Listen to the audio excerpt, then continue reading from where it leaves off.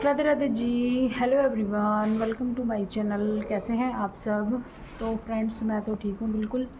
और ये टाइम हो रहा है रात का 9:06 हो चुके हैं।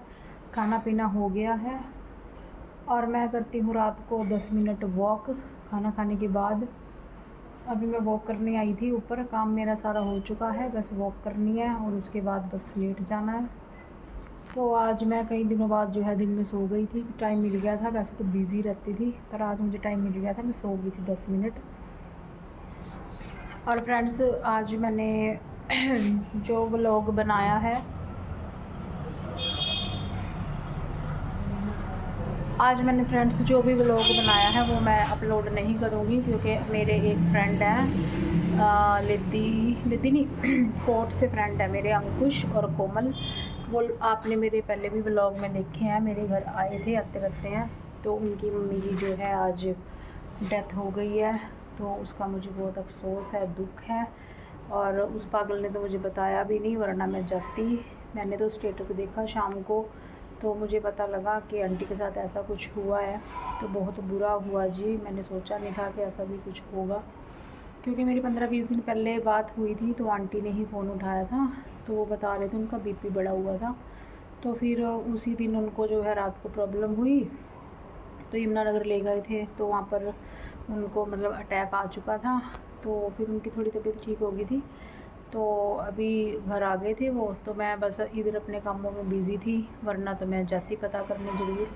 मुझे ये लगा कि आंटी अब ठीक है तो चलो मैं बाद में चली जाऊँगी।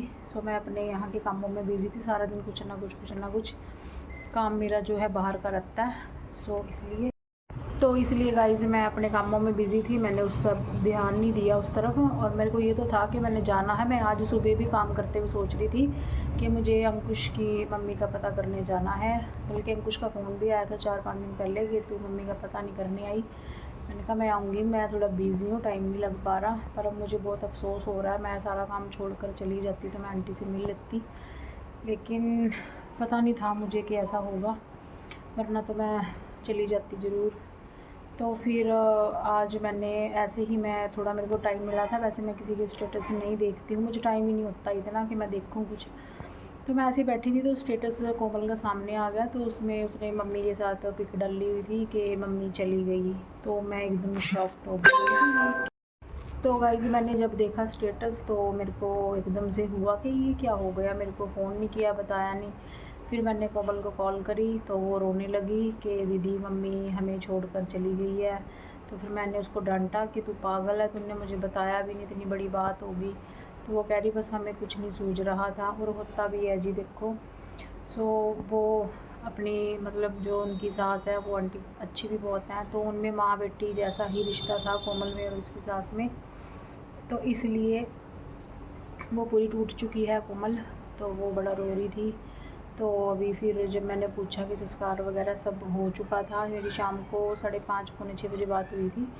तो फिर मैं अब कल जो है जाऊंगी अंकुशर के घर कोर्ट में अफसोस करने आंटी का, क्योंकि ऐसे तो मैं नहीं रह सकती ना। अगर देखो रिश्ते बने हैं तो वो निभाने भी पड़ेंगे।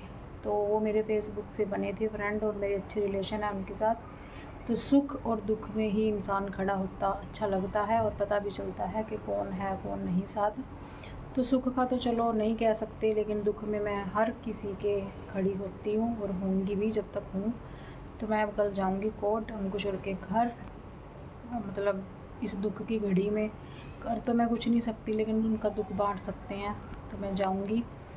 और बस इसलिए मैंने जो है व्लॉग बना तो रखा है, लेकिन मैं अपलोड नहीं करूँगी, क्योंकि मुझे आंटी का पता लगा तो मुझे बहुत दुख हुआ। आंटी बहुत अच्छे थे, जब भी हम मिलते थे माँ बेटी की तरह थे, और आंटी भी बहुत खुश होते थे। तो आंटी बहुत अच्छे थे, तो मैं भगवान से प्रार्थना करूँगी कि उनको अपने चरणों में स्थान दें, उनकी आत्मा को शांति दें।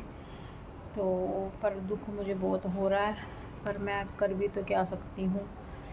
तो गाइज़ मिलते हैं आपसे एक नई वीडियो के साथ, कल जाऊँगी अंकुशर के घर। सो बाय बाय जी, एंड राधे राधे। चैनल पर नए हैं तो